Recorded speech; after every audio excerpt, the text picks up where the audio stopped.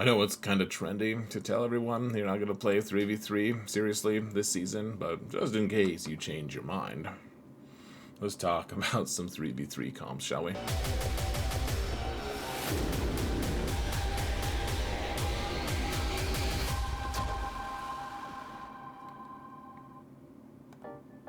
Hello everyone, and welcome to another episode of Zareth Prevails. Today, we're going to talk about 3v3 best offensive teams. There's also going to be a video for the best defensive teams released simultaneously. You can find the link for it in the video description. There's also going to be a link to the video I just recently put out talking about off-meta counters, which means just non-Galactic Legend counters to Galactic Legends. So you can be that guy who places all your GLs on defense, and then sputters out in threes because you don't have the offensive flexibility that Galactic Legends affords us.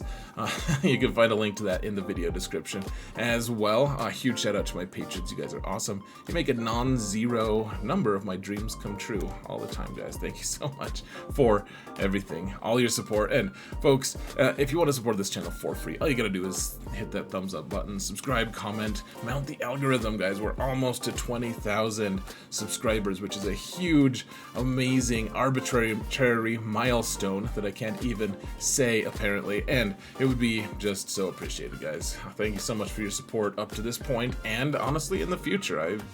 I really appreciate you guys, every single one of you. Well, some of you I don't, but we won't talk about you. Let's talk about the game instead. So, we're going to be using... I always keep trying to figure out what the best medium for these videos is. And so, right now I have 3 different accounts that I play GAC somewhat seriously on, and I've been using the one that's in the middle that doesn't have a lot of Galactic Legends, but that, like, my stance has shifted, my approach has shifted, and since I last made a 3v3 video, I think I have 2 or maybe 3 more Galactic Legends. I guess I'm almost finished with Leia, and that'll be my 6th. Last time I made a 3v3 video, I only had 3 total Galactic Legends, but up until this point, I've gotten into Kyber 2 and stayed in Kyber 2 even with just 3 Galactic Legends, consistently facing people with 7 and now even 8 with Galactic Legend Leia out. Galactic Legends, I'm able to keep up with them, and just using some of my basic teams and team comps. So we're going to talk about the offensive side of things today. I'm also going to be showing you all of the different Galactic Legend builds that I play, and that'll be on my main account, but you know, it will transition there seamlessly, I'm sure. So let's talk about it a little bit, guys. I try to avoid a lot of Galactic Legend talk in this video until the end, so that it's a little more approachable to people. Thing to keep in mind, I'll also be making a video with my smaller account, probably released at the day after this one is released. So people will be able to recognize even more teams on that account, I'm sure. But, we've got Kylo, we've got Jedi Master Luke, and we've got Kenobi all on offense. The thing to remember about this season, guys, is that Cat is going to deny people or characters the ability to revive, which is kind of sad for, like, Reva, her third sister. A little sad for Chrysanthemum. Even some of the other characters who are trying to get in on it. They're like, like Nightsisters. They're like, oh, we can't revive. It's like, you never had a chance anyways, man. But thanks for making your sadness known to us. You could put Ahsoka on defense. Honestly, guys, we may end up putting Kenobi on defense because a lot of the teams that off-meta this team can't now, because she just, like, most of the teams require some sort of revive, and if you use the Datacron on her, she's going to stop people from reviving. On the other hand, if people are putting the Jabba team on defense with the really good Boushh-Cron, we're probably gonna want to have an escalated way to kill Chrysanthemum, and then get to Boushh as quick as we can, because it's gonna be tough, and so we might want it for offense, and that's kind of where I'm at right now. If people are probably gonna be placing Chrysanthemum on defense, at least initially, well, Jabba initially, and so, how are we gonna beat it? Probably using this Kenobi team. Off-meta stuff just isn't gonna cut it, probably. At least not in Kyber 1 and 2. Now, we have this Qui-Gon team, and man, for a long time this was a staple on defense for me. I loved this team. It was, you know, I've called it a win printer. And honestly, guys, if you want to put the speeds on these characters, if you want to do that, it's still a very good defensive team.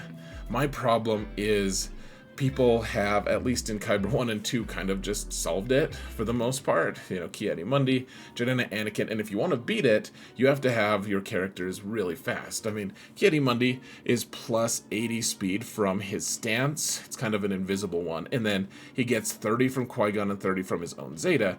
So, I mean, my Qui-Gon is pretty quick. I mean, 373, as long as my opponent's Echo from Bad Batch isn't slower, or isn't faster than Qui-Gon, you're probably good.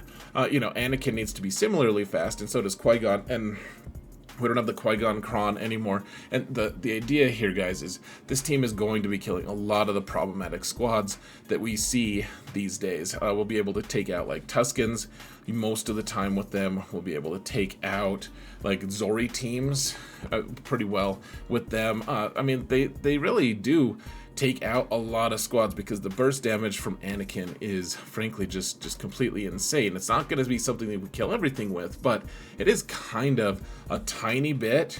It's like a fraction of a panacea, which completely negates the meaning of panacea, of course, which is like a cure-all. It's a cure-sum. It's a good squad to have on offense. Is oh man, I forgot I have this team on offense. It really does kind of just bail you out. It's kind of nice. So it's nice in that case. It's just sad, kind of a changing of the times. Like, you know, a team is starting to age when they make the slow transition from offense to defense. It's like, oh hey, we just got a cool Datacron that's gonna boost these guys. Just buoy them for a little bit, and then you're like, oh yeah, you used to be so good. And now the Datacron really highlights that it's just not as good anymore, unfortunately. So, also, okay, so we have Jedi Cal here, guys, and I mean, it's a tricky thing because I know not a ton of people have him unlocked yet. So for those of you who do have Jedi Cal, you probably don't need much more than a Basti lead with Jedi Knight Cal and Mace in 3s. That's really all you need. Like, throw Hoda in there even, as long as you know that Jedi Cal's going to survive, which is the big question, of course. We don't have the Jedi Cal Cron anymore. The Jedi are not as damage proof with that Cron set, so probably want some kind of a taunt, honestly, with Mace. If they have a really weak Malgus team, so the Basti Cal team will take out probably any version of Jedi Cal out there, or of Malgus out there, including the Darth Revan, and, you know, Darth Basti team, Hot Topic Basti, and you can't really do that with this Luke team. But if you want to, you know, take out a Malgus team with like Assassin and Marauder, you probably do all right with this Jedi Knight Luke team. It's kind of nice because it reduces their speed, which is obscene from Malgus. Reduces their speed, and then Mace just slowly chips away at them. One of the things on my to-do list is to get Mace more relic levels, but farming new Galactic Legends constantly is kind of just putting a damper on any relic objectives I have on this account. But This team will kill a lot of Malgus squads. Otherwise, I think the biggest thing to remember, folks, is your Jedi, you want to be able to mix and match. I also have Jedi Revan just floating around in the ether. I don't know, maybe I made a team of him toward the end of this, but it's not a good team. But Jedi Revan's a good plug-and-play character as well. Keep in mind that you can come watch me play, watch me problem solve and figure out how to do things on Twitch. You can find the link to my Twitch streams in the video description as well. It's free to watch. And if you have an Amazon account, an Amazon Prime account, you can actually just go watch ad-free. It's pretty great if you support that. Gosh, I'm losing my train of thought, guys. I'm a tired man today. Spent a long time trying to come up with these teams, but you can support a streamer for free if you have a Prime sub. So, you know, a Prime account. Anyways, I took way too long talking about that. Come watch me live though, guys. It's fun.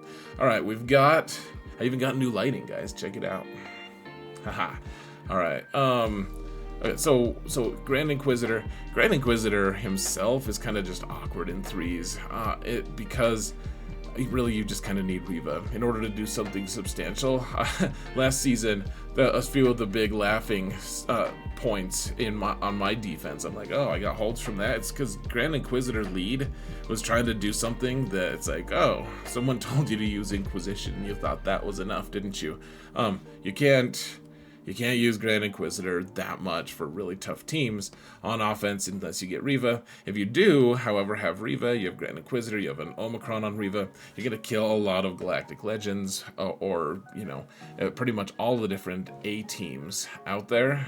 Maybe not the A+ teams, but yeah, this team is amazing on offense. I always feel a little sad when I see people putting it on defense, and I think that especially this season, probably just avoid that, because one of the things that a lot of people will be doing is taking Adrad for offense and trying to kill at least Grand Inquisitor and Seventh Sister with Adrad. You can probably kill all three with the cool Datacron that's happening right now. Rebels are pretty stacked even against that team, so something to keep in mind. Now Maul is an awkward one. Usually I would say in threes you typically want to keep him with Lord Vader. At least if you're keeping Lord Vader on defense, probably want to put Maul and Thrawn on a Lord Vader team and just call it good. Frankly, that's how it is. However, with Imperial Super Commando and Gar Saxon, with ISC getting a boost, he's able to do a lot of just pretty stupid things. I took this team, I just wanted to show you a few of the things. Like Maul can go with these two really well, and they will love it. And I don't think it's wise to put it on defense. Some people put it on defense against me last season, and it was just not, I mean, we had to problem solve, but it wasn't that tough. Obviously a Gear 12 one inspires no fear, and that's fine. I'm not trying to inspire fear. I just want to show you this is a team to consider if you don't have Lord Vader and you don't have ISC and Gar Saxon, you can just take the irregular Maul and Armorer team, and they do pretty well. They even threaten a few different Galactic Legends. They do pretty nicely. I think Maul could go nicely with Malicos in threes, but I will say I think it's mostly unnecessary. Mostly, if you want Malicos, first off, Malicos is typically going to be used if you're facing, right now, we live in the era of Galactic Legend Leia being released, and her Cron, which is a Drogon Cron, but it's intended for her team, is just ridiculously strong. It is really, really strong, and there's not really something like Jabba's gonna solve that problem, the new Boosh Cron, in fives. But in threes, it's not going to be that reliable. And so, though usually you're going to want Malicos to just go hang out with Supreme Leader Kylo. That's typically what you're going to be wanting him to do so that you can counter Leia with that team. But if your opponent doesn't have Leia, which, I mean, a lot of people watching, probably that's the case, then you can take Malicos with Seer and Cal. You can take out most of the Rey teams out there. I will say, I don't know really how much extra damage the special Omicron, the third one that you want to apply, like always apply the 2 uniques, and then I think a lot of the damage he does is based off of that unique, though. So, because it's true damage, Rey is going to be crazy high defense because the Datacron's out there, and Malicos can kind of ignore it. If you wanted to keep Maul for this team, I guess you have to ditch Jedi Cal, in which case, I mean, that probably still kills, it probably turbos Rey, actually, but I think this team is pretty good. Remember, Seer has the big hit as well. This team is really good. It'll beat Rey. It probably beats Lord Vader. I think I tried it against Lord Vader, a weak Lord Vader once, and it worked. Like it was kind of sketch, but it worked. It's a good team for offense. A lot of people put this on defense, and I mean, you can just game it so easily, guys. With Gidme, you can. I beat this version of this team a lot last season because people didn't think through how there's no tank. If you want to put it on defense, probably put Crew with them, but then you don't have Jedi Cal, and Jedi Cal's, or Baby Cal, sorry, he's the one who kind of keeps them alive. Just kind of awkward in threes trying to juggle these things. Now, if you decide Malicos is going to go with Supreme Leader Kylo, then probably, and you want Crew on that team as well, probably your next best bet is going to be taking Seer with Cal, and then if you have Fulcrum Ahsoka, man, this team still blenders a lot of things. Like, remember that Maul Imperial Super Commando team? I beat a full high relic, like relic 7, relic 8, something like that version of this team with this Seer Cal Ahsoka team, because if they can't actually damage you, because Cal keeps you alive so nicely, then you can eventually just wear them out. Like it's pretty cool. I really enjoyed this team, using this team, etc. So I mean, there was a lot of teams. This was kind of my panacea last season, guys. It's not gonna kill any Galactic Legends, but it'll kill most of the other stuff just because of the obscene amount of survivability that Baby Cal bestows upon his followers. So we're trying something new with Sith this season, guys. And okay, so you have to watch the defensive comps video as well, but I think I'm gonna try Malgus on offense this season, and he's not gonna have his best friends with him. He's gonna have a Relic 4 Sith Marauder who embarrassingly drives the most important ship in my Leviathan fleet on this account. I don't know why we trust that guy, but we do. He's a good dude, apparently. He apparently had a Bad Batch ship named after him, in fact, after his type of character. So, anyways, Darth Malgus on offense. I mean, this team probably doesn't last against, like, you could probably just play to a standstill against, like, a Qui-Gon team or something like that. My guess is that Anakin's AoE probably just kills them pretty good. Maybe not initially. I'm not really sure, guys. This team is more of an experiment. I looked at what kind of things it was beating last season, and there was nothing it definitively beat every single time. Instead, there were a lot of teams that it's like, oh yeah, like we kind of just messed around and eventually got there. You know, it beats teams that there's no AoEs here, so don't try to take on Tuskens, for instance. You know, the Qui-Gon team might work, or it might just be frustrating because of all the foresight that you keep just missing against them. This team will beat certain Seer teams and Seer comps. You just got to be pretty careful here, guys. You probably want some decent modding on Assassin and Marauder, which I don't really have, probably. Like, maybe he has all 60. What about, oh, if we were close. We were close, guys. Oh, Malgus does. Good for me. Well, this is an experiment, guys. We'll see what kind of things we can take out. I'm keeping Darth Revan and Basti on defense, though, to be clear. We're also keeping Savage on defense, so this will be a season with Darth Traya kicking it with Sion. Sion trying to prove that he's actually worth a damn. And honestly, there's one thing I thought was really interesting, guys, that I've always used Savage alongside Trey ever since I could with his Omicron, but the one thing that I found was really interesting when I was looking at numbers was Traya will counter Darth Malgus at a 20% rate against Malgus when she has Savage with him.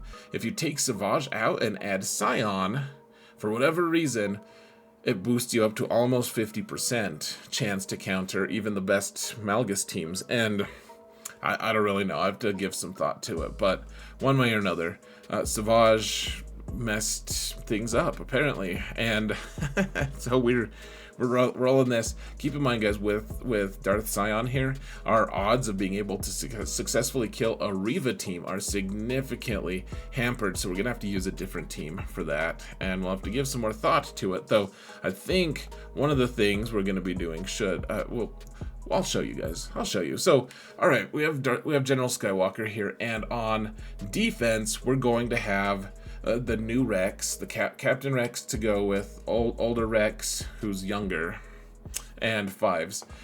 So they'll be hanging out on defense. So we get the leftovers. One of the things that I'll point out, guys, I love this team on defense a little bit because people are real awkward about. They don't know how to interact with General Skywalker and two lesser clones. You might just get a few holds just because people are like, oh yeah, those are weak clones, I'll just go in and do whatever I want. And the clones in Anakin are like, well, we're still decent, like, you gotta respect us a little bit. So people will use like a Galactic Legend on them, or they'll use like a really bad team that you're like, man, I don't know. I don't know if that would have beat just General Skywalker alone, frankly. So that might be good on defense. It steals banners, all that stuff, and it just hemorrhages banners on offense. The thing I like about this team, guys, on offense is it counters at a pretty high clip Tuskens, and Tuskens are gonna have that really good Datacron this season. So I don't know. I mean, they'll probably negate a little of what Skywalker's trying to do here, but Just a thing to keep in mind, folks, that this team has in the past countered Tuskens at a really reliable and high rate, and that Tusken team is going to be kind of out of control, and it's nice to have a team that you can take in and ignore revives on against Tuskens, because that team's going to be really tough. Now, the Adrad team is one of the teams, we talked about this previously, about maybe trying to counter a Grand Inquisitor team, a Reva team, an Inquisition team. And to be able to do that, I don't think I can do that on my main account. I was looking at the stats and everything, or on my alt account.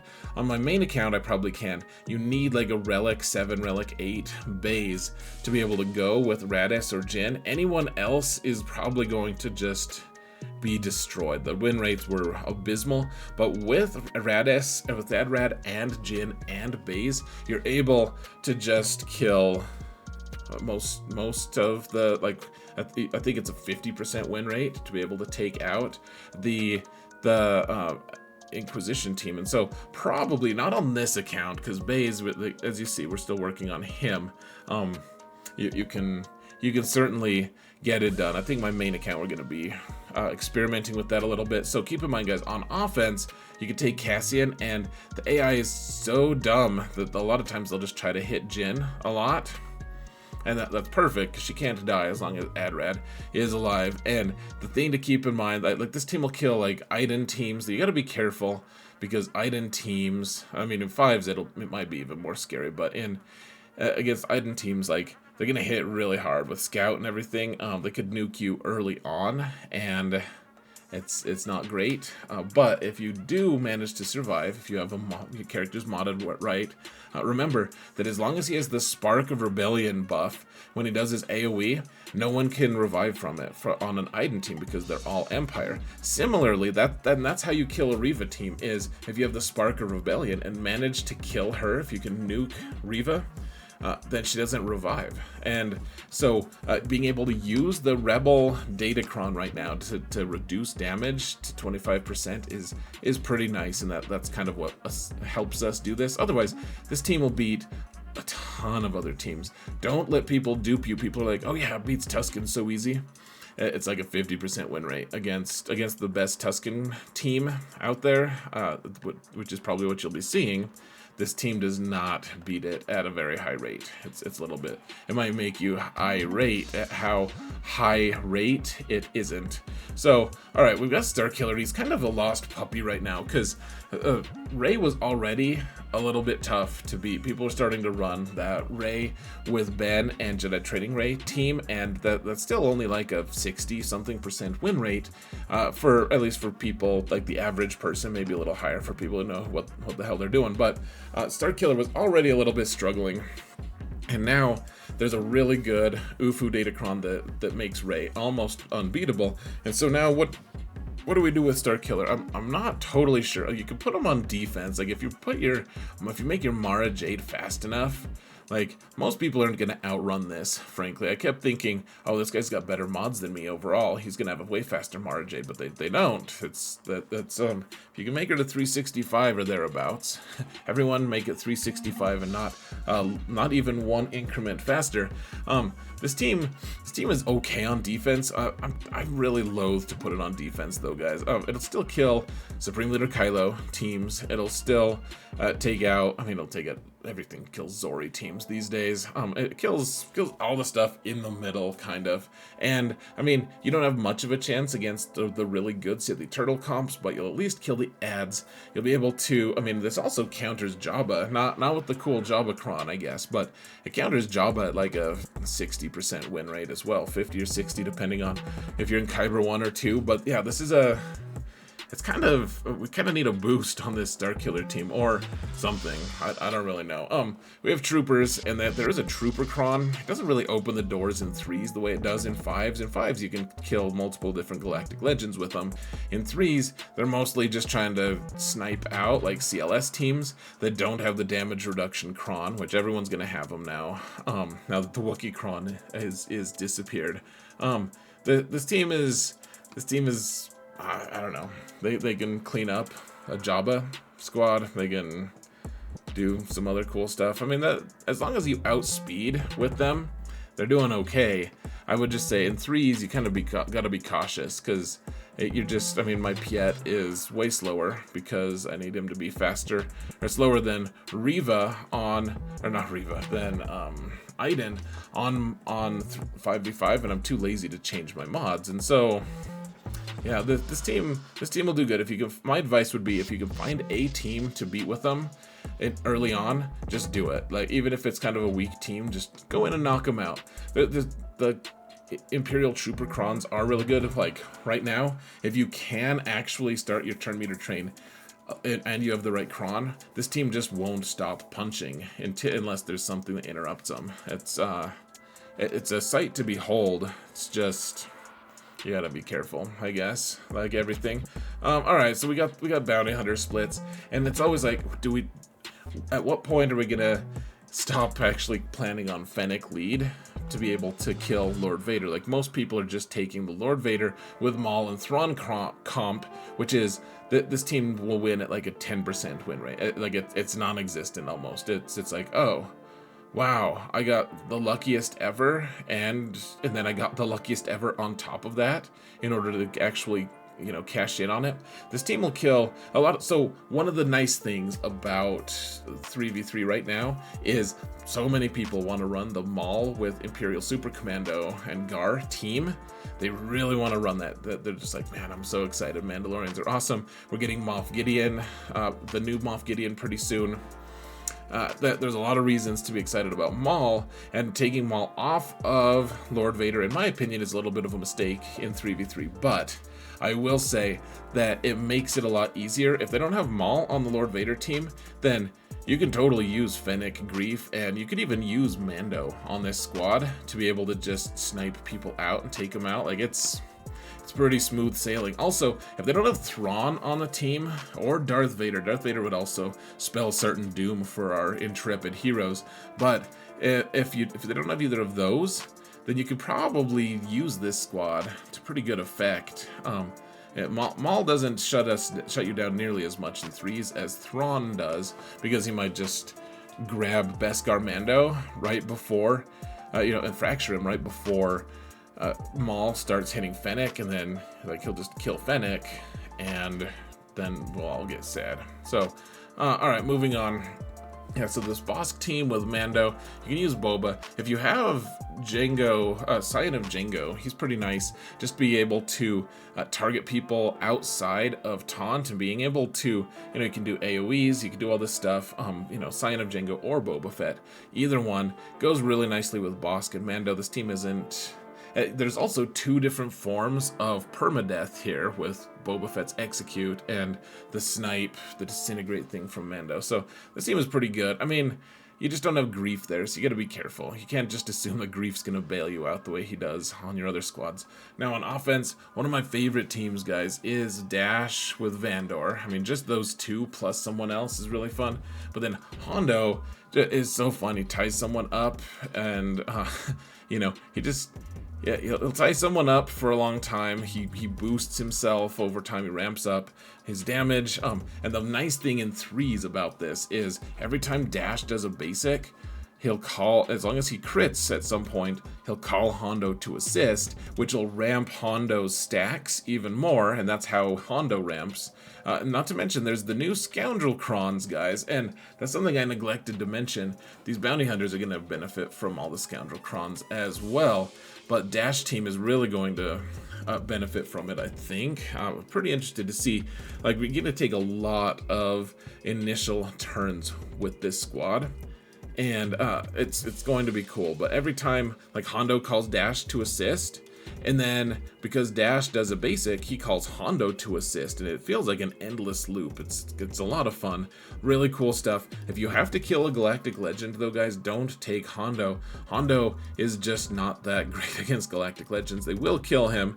Vander Chewie's like, no, I'm not gonna revive that guy. He's not light side enough. I realize he doesn't have the little red halo on him, but just because he doesn't have the red on him doesn't mean he's blue either. So yeah, he won't revive Hondo because he was on a light side. I would take, like, if you have to kill, I mean, this team will kill if you take Nest, or if you take, like, YOLO. you'll be able to take out like Jedi Master Luke comps. And if you take Cat with them, which we'll talk about more on the video and the subsequent video, the basic teams video, if you take Cat with this team, then you can actually kill a lot of Jedi Master Kenobi squads, though I say that even as I have to recognize the fact that our revives are denied for a while now, at the very least, because of the Datacron set. Alright, so Han and Chewie kind of go together. The Wookiee team, the Pets team, is no longer a thing, really. They don't have a Datacron propping them up. So, any lead with Han and Chewie, like, it could be Greedo lead. Honestly, it could be Boba lead. That's actually one of my favorites, is using this Boba here as these guys' lead, just because he gives them extra crit damage, and, you know, they actually have some really good synergy together. But I think Bam is my favorite Bando. He keeps them alive, and because Chewie does so many different forms of damage and he assists so much, he actually, with guard around, he heals them really nicely, and he gives stacks of whistling birds to Bando. So pretty nice team there. Gosh, I'm taking my time here, guys, aren't I? We gotta hustle. The Gidme team. You really want shock on this team these days, guys, because you're facing a lot of Ufus with protection up buffs, and she, on basic, will take out those protection up buffs before she applies all her stacks of courage, so she kills Savage really nicely if Savage isn't modded for full protection, which is a more and more common thing that people do. You need Moff Gideon. Interested to see how long this squad survives in the face of new Gideon coming out. Next up we have Wampa, and you know what he does. He womps people right in the face. Now, Trench in 3s is kind of an enigma. In 5s, at least he can get some things done without Watt. In 3s, he can do that as well, but I mean, I think this is probably my favorite team for him, even if Dooku dies so super easily, because I don't have him modded super well, and he's only Relic 5 at this point, because I don't need him as a requirement to anything yet. Watt does boost this team quite a bit. Maybe you want Jango here instead of Count Dooku, but instead, what I really like is having Newt. This is the old school GL Newt team. This will take out a lot of stuff still, guys. It even has legs against the new Tuskens, though. I think with the Tuskens you gotta be careful, because with their Cron, it's gonna get a little bit ugly. It is just nice though, because Jango, also if they have Nightsisters, it's a wonderful team, because Jango denies revives on any attack as long as it's on his own turn. It's just a really nice thing to be able to have access to. And if you need to kill a team that's really tough to, that keeps reviving and stuff, you could instead just throw Jango on a team instead of Dooku, and then give the weapons tech to Admiral Trench. Jango can be your tank, and you can deny revives with both of the characters at the same time. So for that reason, I like to keep all of them on offense just in case. And Watt isn't absolutely needed on this team, but I mean, on this account, I just don't have a use for him right now, because I don't have Sith Eternal on this account. Now, we do have this Nice Sister Quandary. I think my favorite build with them is right now, so you have to have Talzin and Marin. You have to have both of them. And then, it seems like a waste not to use Asajj's Omicron, but that's what you would use to kill a full Jabba team, if you actually can this season. But I think beyond that, beyond trying to kill a Jabba team, I do like old Daka, because she, she's the big oops button. She stays alive at Relic 5. And, I mean, if you throw Asajj in with Talzin and Marin, it's like, they're all gear 12, man. Like, Relic 2 is the highest. How are you guys going to stay alive? Not to mention, you don't have the oops button from Daka. Like, Marin can revive them every once in a while, but it becomes a mess. Now, we do have the Iden team here, guys. I have Scout Trooper, because like I said before, I'm farming Galactic Legend Leia right now on this account, so Scout Trooper is ready to go, has the most generic mods possible, so don't look at my mods, and think maybe Zareth knows what he's doing with Scout Trooper mods. I don't yet. I haven't paid any attention. Range Trooper, Iden. You want a lot of times Iden really loves Stormtrooper, but remember, Dark Trooper Moff Gideon is going to be released by the end or by the start of week 2, and he's probably going to want to grab Scout Trooper and then probably want Stormtrooper as well. I don't know if I'll have Dark Trooper Moff Gideon up and running on this account, on my main account, certainly, and I already have those other characters relicked, so we get to experiment with that. Really interested to see what he's able to accomplish, but one way or another, I think that these are probably the splits that I would use. And then I was looking at how well IG, Queel, and Nest did on defense last season, and I got a few holds, and I was probably like the only person in the whole world who got holds with this team. It just kept, most people just continued to just destroy it. Remember that Bad Batch it's like a 96% win rate against this. It's embarrassing. I really like this. Akbar team with, like, right now we still have the Rebel Cron that works with Stormtrooper Han and Leia, and they're in 3s. They can kill a lot of cool stuff, including every Adrad team, including teams that have tanks on them already. We also, like I said before, we have this Jedi Revan team. I mean, it's fine, guys. It's fine. I'm sure it's fine. It's not good. It's just a leftover team, guys. Don't be like me. Don't find your way to playing like this. Probably we'll end up using Revan, and the other two will just stay in our toolbox, is my guess. But that's not like a comp. It's just a leftovers thing that I thought I would make sure you guys should see and include. And then we do have Bad Batch. They're not as potent in 3s, especially because I don't have a good hunter yet, but I may as well use them, man. You can take out a few different things. So, all right, let's go real quick. I'll show you guys my Galactic Legend builds, and we'll get you out of this video. Gosh, after 40 minutes, and hopefully, and I will see you in just a minute. All right, whoa, we're on my main account here, guys. A couple million more GP boost, but we do have all the Galactic Legends at this point, and Jabba is gonna keep his same team. In 5s, his team with the Boosh Cron is going to auto Leia squads, even with her Datacron and everything. In 3s, it's a lot more problematic. This team could be really strong on defense still, can also be really strong on offense because of that Cron, and we need to be able to counter it, but there's nothing about this team comp that says, okay, we just gotta stop. We can't do this. Like we can't put, if you want people to get easy wins with Kenobi against your Jabba, then this is your season, guys. That totally happens. Kenobi will probably do some good stuff, though. Honestly, once you kill Kersantin with the Kenobi squad, I could see it being a pretty big fight. You probably want to buff up, like bulk up Boosh instead of having her do a lot of offense. Probably try to have her do more have more health and defense is my guess. I think that's what I'm going to be trying to do on both of my Booshes, just so that once Kersantin's gone, the real fight begins, and Boosh needs to thicken up because she'll do a lot of damage through her thermal detonators and stuff. She has to be alive to be able to throw them.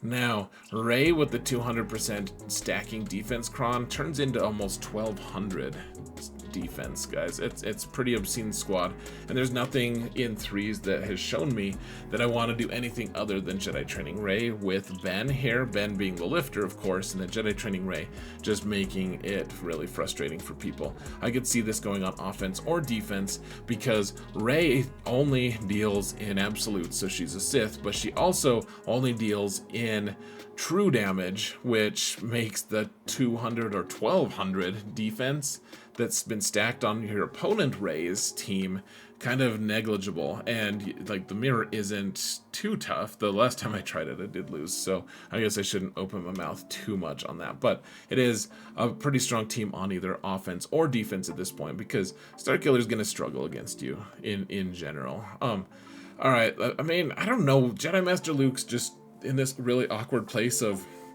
what's his role? What does he do? I've seen people use Barriss and Shock T with him to be able to kill a lot of Lord Vader squads. I've also seen people spectacularly fail that that counter, and so if you have a really well modded Shock T with Barriss, I guess do that. But otherwise, this team, I think, with Jedi Luke and Jedi Cal, yes, it's overkill to a pretty large degree. It probably kills most other teams out there, including Galactic Legends. Probably needs. What would we need?